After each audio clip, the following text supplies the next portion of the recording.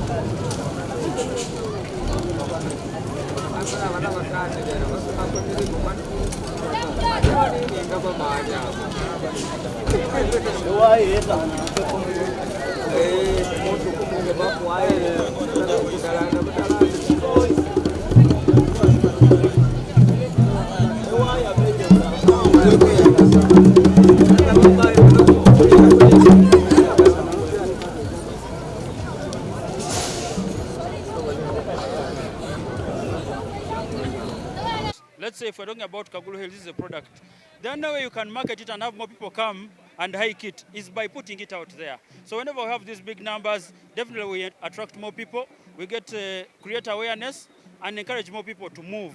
And also, of course, take away, because there's a lot of mentality that travel is expensive. Travel is not expensive, like we've always said. So it's good, and we've seen the numbers growing, like we've always said. As we speak now, even if you go to the parks, even if you go everywhere, the visitations, most of the tourism destinations now are full of Ugandans. For all the tourism sites in this country, almost 86% of the visitations now are only the Ugandans. If you go to the park, over 60% are now West Africans, of course inclusive of Ugandans, which I would say Ugandans majority. So these numbers have not been like this before we started these major campaigns. But we are saying the reason we are doing this most importantly is because we want to encourage the Ugandans to travel so that we can have a more sustainable tourism sector. Because in a scenario where, for instance, what happened to us during COVID happens again, God forbid, or Ebola, and we have foreigners not traveling to Uganda anymore. How do we keep this sector employing 1.5 million Ugandans, contributing about 8% of GDP?